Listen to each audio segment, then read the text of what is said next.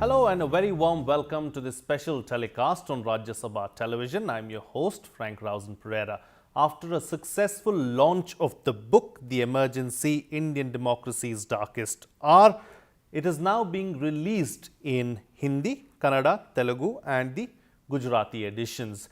And joining me for a chat today is the author of that book and Chairman Prasar Bharati, Mr. A.Surya Prakash. Mr. Prakash, welcome and thank you for joining me on Rajya Sabha television. Thank you. Thank you for having me on your show. Let's first try and put into perspective and understand what made you write this book in the first place. A lot of things. One, a vibrant democracy became a dictatorship for 21 months. And that's the most terrible thing that can happen to any democracy. I was with the Indian Express in the 1970s in Bangalore, and we had that effect of the emergency in terms of censorship, pre-censorship. My own personal experiences, which were quite terrible in the sense that we had an Inspector General Police was appointed as the chief censor in Karnataka, and he thereby virtually became my chief editor. Can you imagine a man in uniform correcting the copies that we write? And so we would go during the day and, on our reporting assignments, come back, editorials, our reports, everything would go to the Inspector General Police office. Was that the case everywhere, sir? No, in every state they had a chief censor. They had different kinds of people.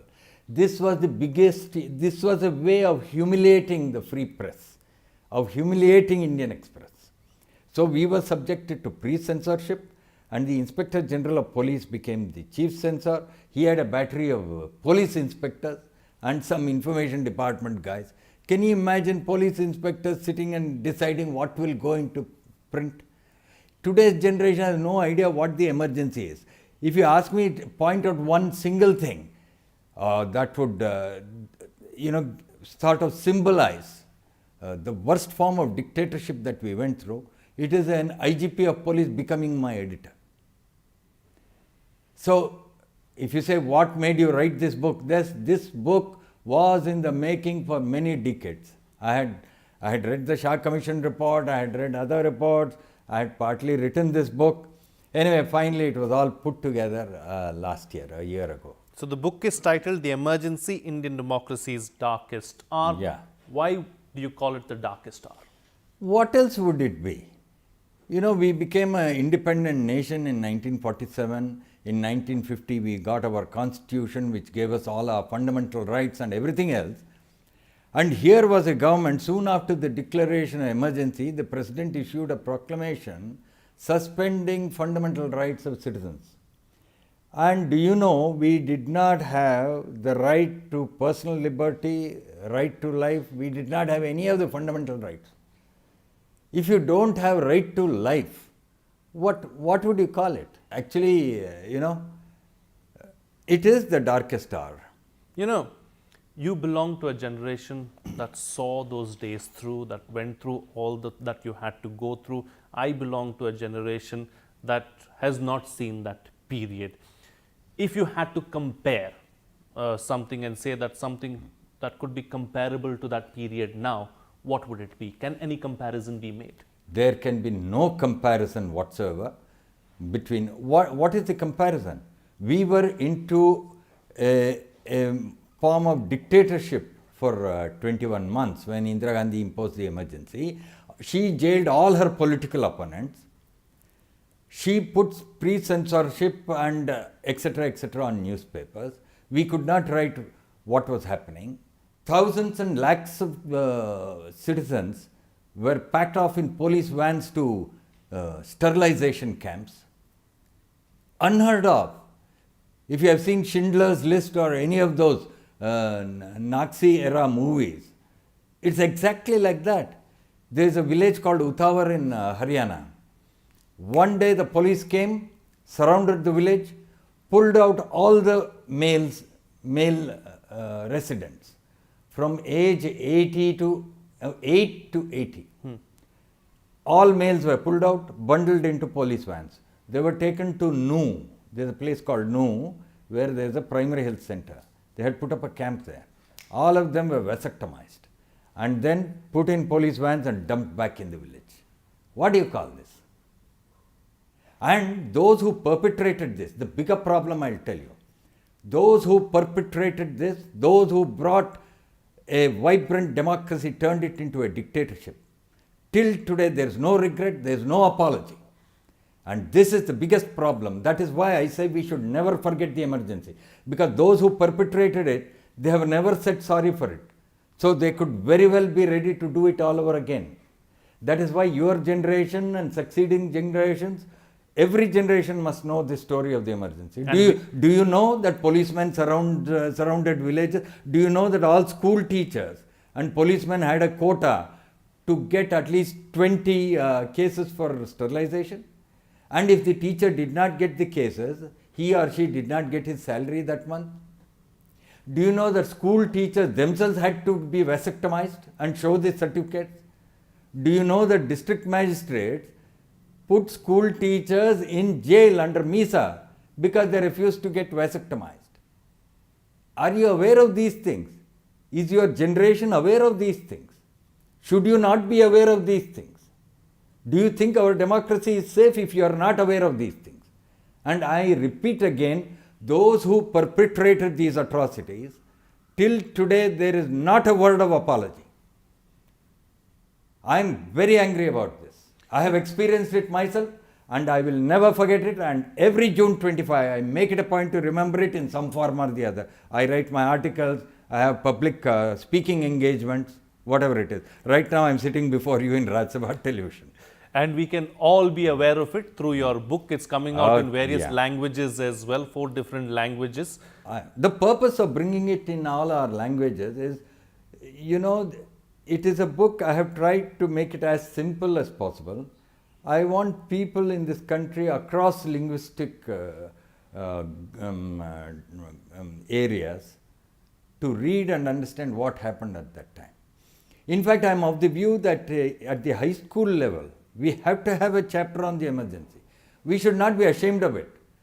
But every generation must know what happened at that time so that they will always be on the guard. There's a lot to learn from it. There's a lot to learn from it. You must protect your democratic tradition.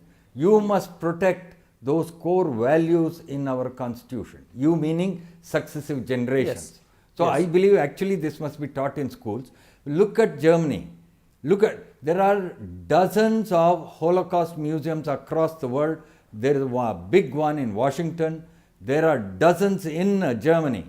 In Germany, in the curriculum, it is incumbent on every school to tell the children what happened during the Holocaust and how millions of Jews were sent to the gas chambers. It is part of history at the end of the day. It's part of history. They teach them that so that Germany will never experience that ever again. That having been said, Mr. Prakash, which sections of society or who do you think was worst impacted as a result of the emergency?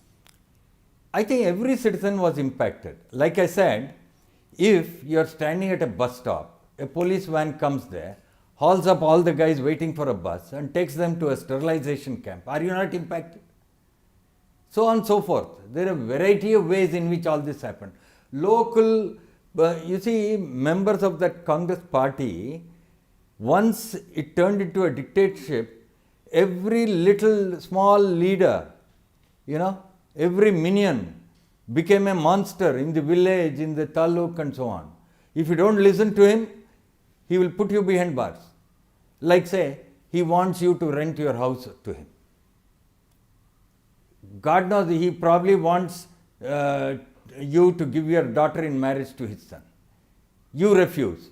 And this political leader will tell the district magistrate, this fellow is a troublemaker, he is anti-government, he is anti-Indira Gandhi, and then pack you off, put you behind bars under Maintenance of Internal Security Act, that was the dreaded law, or the Defence of India rules. It happened in very many ways. Businessmen, local businessmen were all harassed. Talking about the law, Yeah. several amendments were made in Parliament during this particular period. If you could take us through that. Starting from the 38th to the 42nd Amendment. the First Amendment was that the Supreme Court will not, there will be no judicial review in regard to election petitions, that this will not be heard by a higher judiciary. They decide to make a law that it will go to the president and this, that and the other. That was to protect Indira Gandhi because she had been held guilty of electoral corrupt practice. Next, there came a law, that is the 39th Amendment, where various, our election law was amended, all kinds of things were done, just to protect her. In fact, the Constitution was amended just to protect her. All this was done in a jiffy. One day it was introduced in the Lok Sabha, 39th Amendment, passed in 2 hours. Next day it was introduced in Rajya Sabha. Totally illegal. You have to give a gap of few days, give notice to members, nothing. Introduced in Rajya Sabha, passed in a few hours. That was a Friday. Then it goes to assemblies because there are some constitutional amendments which, if they affect the states, have to be passed by at least 1/2 of the state assemblies. So on Saturday it goes to the assemblies. All assemblies meet on Saturday and pass it.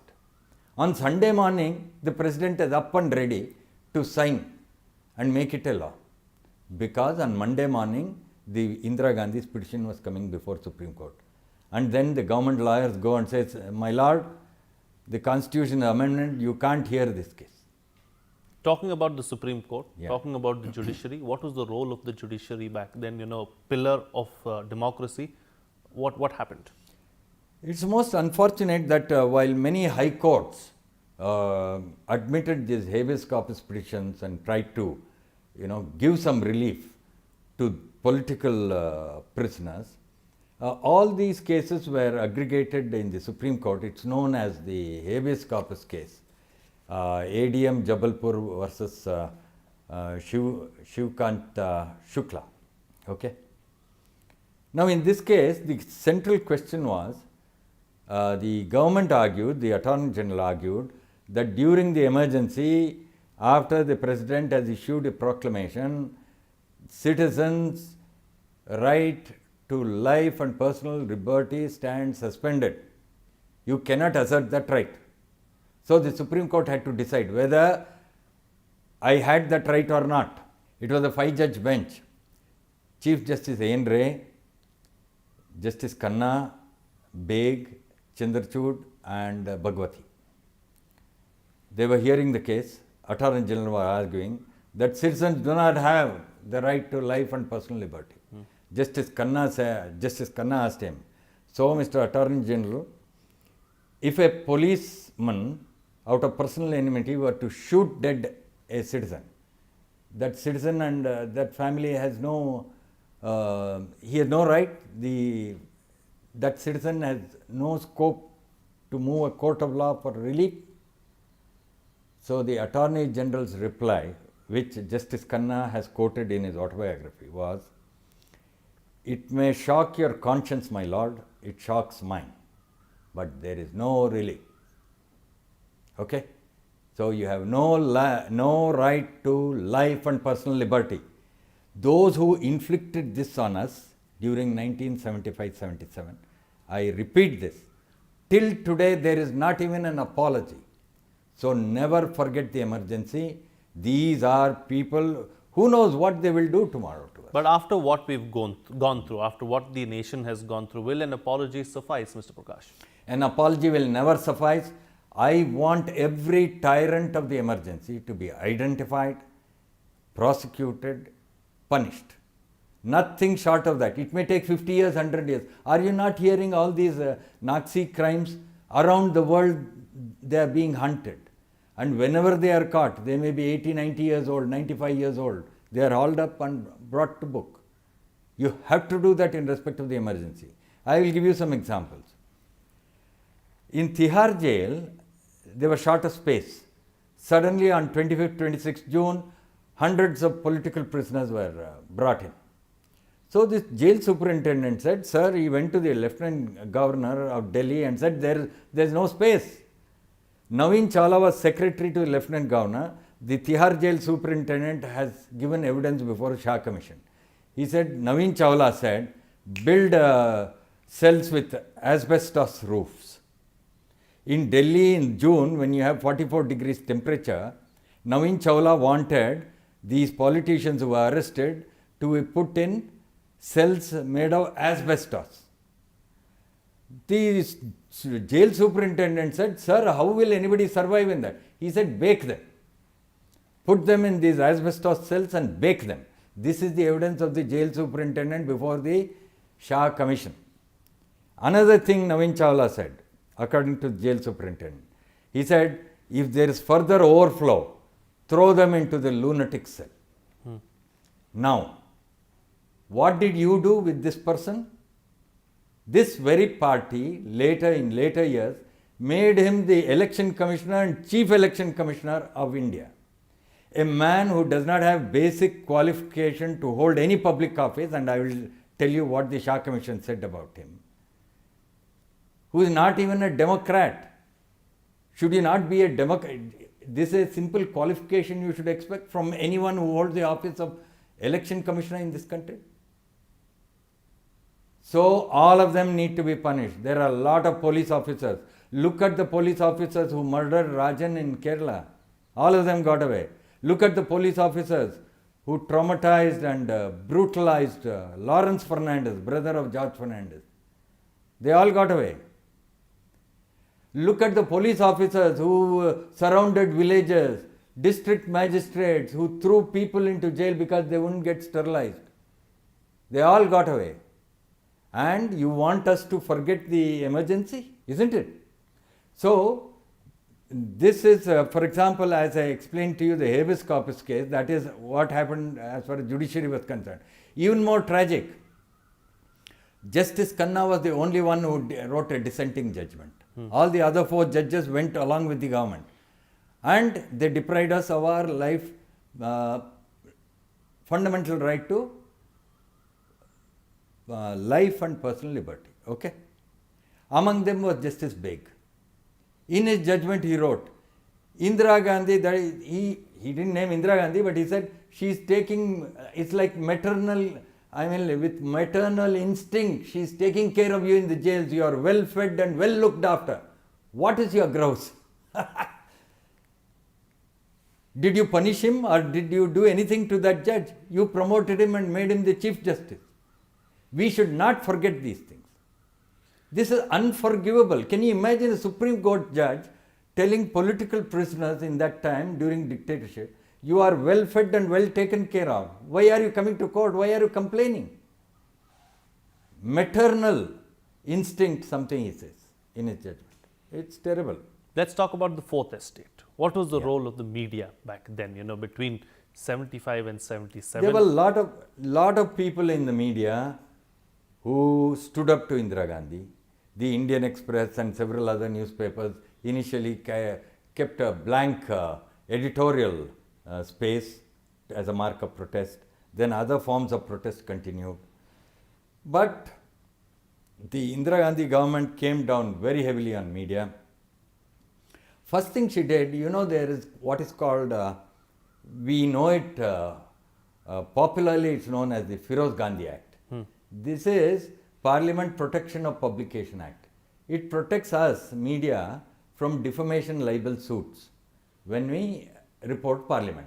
Earlier, minus that protection, Firoz Gandhi realized in 1950s, minus that protection, we were liable to defamation cases. So he brought in that law. The first thing Indira Gandhi did was to repeal that law, so that we will become extremely vulnerable to these cases when we report Parliament. That was to prevent us from reporting any opposition voices that may be heard during emergency. Then there was an Objectionable Matters Act something, where district magistrate had the power to just walk into your press, seize your press, stop publication on suspicion. He'll say, I think you are going to publish something terrible tomorrow. So I'm going to stop you. Stop the press. He will seize the press. So press council was abolished. Lot of journalists were arrested. Something like 253 journalists, I think, were arrested. Many under Misa and so on. Kuldeep Nair, K.R. Sundararajan, a host of journalists were arrested. Okay, put in jail. That was the worst period for media, but there were many in media who stood up to that. One among them would definitely be Ramnath Goenka. The tallest among them was Ramnath Goenka. He staked everything. His business was newspaper business. He staked everything. Actually, it was at a stage where if she had not, called elections in January 77, there was every possibility of government takeover of Indian Express. Or Indian Express would have closed down. A great institution which has stood for democracy and freedom and our constitutional rights. And he was at the vanguard of that moment. Extraordinary person who had so much at stake, all his businesses. He put everything at stake for the sake of democracy. Similarly, Justice Khanna as a judge. So there were a lot of people like that. Sure. You kept talking about the Shah Commission. Yeah. So let's talk about the Shah Commission now and its view on extra constitutional authority. I will just read out a para from the Shah Commission. The Shah Commission went into a lot of cases. Lawrence Fernandez case, all the Delhi emergency cases relating to a host of atrocities and so on and so forth, the family planning camp cases and all that. And then it also looked at some persons who became extra constitutional authorities. Among them were P.S. Bindar, K.S. Bajwa, Naveen Chawla. Okay? About them it said, their only anxiety was to preserve and protect their proximity to the seat of power, and toward that end, they did everything which they thought would lead to their own advancement. They grossly misused their position and abused their powers in cynical disregard of the welfare of citizens, and in the process rendered themselves unfit to hold any public office which demands an attitude of fair play and consideration for others. In their relish for power, they completely subverted the normal channels of command and administrative procedures. Finally, it said, effective dissent was smothered, followed by a general erosion of democratic values. High-handed and arbitrary actions were carried out with impunity. Tyrants sprouted at all levels overnight. Tyrants whose claim to authority was largely based on their proximity to power. After such an indictment, many of them were promoted and given all kinds of other assignments. This is one of the great tragedies, according to me. This has to be corrected. All those who misused their office and all those who committed these atrocities during the emergency, in my view, even today, we must prosecute them. They have to be punished. Otherwise, democracy is not safe. Mr. Prakash, what is the immediate consequence of the period after emergency, after 77, and is it still relevant today? I'll tell you what, in 1977, the Congress party lost power. In the whole of northern central India, after over 300 Lok Sabha seats, they could win just 2. And the people completely, roundly rejected the Congress party for what had happened during emergency. Then the Janata Party came to power. Then we got the 44th Amendment, which undid much of this. For example, we didn't speak of the 42nd Amendment. I must tell you 2 things in the 42nd Amendment, which are really frightening. In the 42nd Amendment, the Prime Minister decided to give the President the power. The President was virtually, seen to be a rubber stamp President. The President was given the power to amend the Constitution through an executive order for 2 years. Can you imagine anything as atrocious as this? There is no democratic constitution which can have something like this. Secondly, they abolished the need for quorum in legislatures. This is the 42nd Amendment. So the 44th Amendment had to correct all this. Restore our constitution, the core values of our constitution, and restore our democratic way of life. And that is how it has been after that. We are a very vibrant democracy. In the last 5-7 years, you would have seen the growth of social media, the growth of media itself. Literacy levels have shot up to about 75% or so in most of the states. Economic power has improved among people. They can afford to buy newspapers. They can afford to have a cable connection. approximately 180 million homes have television today out of 250 million homes. Most of them have cable connection. The circulation of newspapers, the graph is going northwards over the last 20 years. So there is a great media boom in the country, and there's constant information flow. And with that, you have got the social media now, quite cacophonous in that sense, noisy, and sometimes not in good taste at all. A lot of comments and things that happen on social media. But anyway, at the end of the day, that is our democracy. That is the vibrancy you see in our democracy. You know, more recently, ever since Prime Minister Narendra Modi has come to power, there have been several instances as far as the opposition is concerned where they have said that under Prime Minister Narendra Modi, there have been several emergency-like situations. What do you have to say about that? I will say, don't bandy about this word emergency. Don't use it so lightly. I am telling you what happened. A man in uniform was virtually my editor in the Indian Express in Bangalore.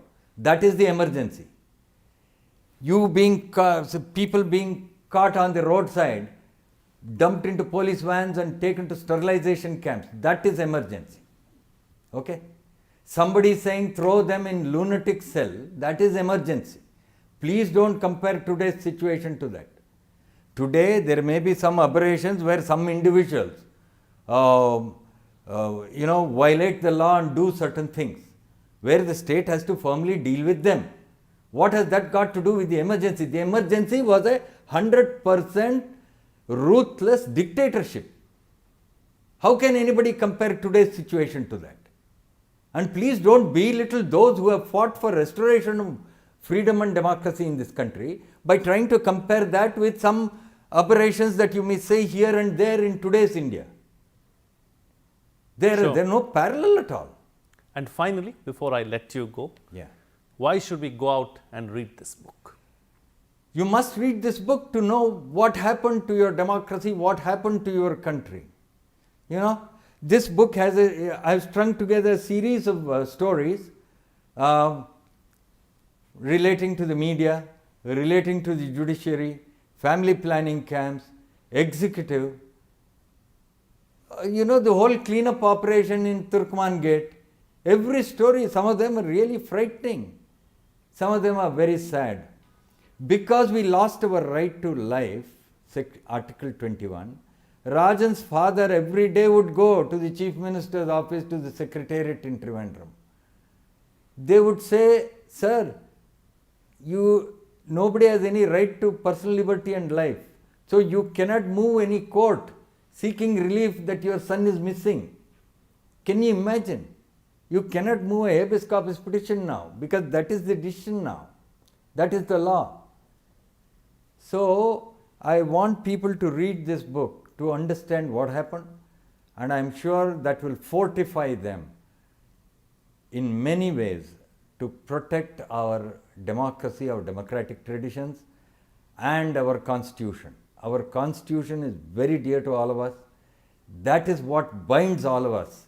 We are a very diverse nation, and such a diverse nation can be held together only by a constitution like the one we have, and only by preserving our democratic tradition, a liberal democratic society. Sure. Mr. Surya Prakash, a pleasure as always to have you on Rajya Sabha television, and thank you for that lesson in history. Thank you very much for having me on Rajya Sabha TV. That's it on this telecast. Thank you for watching.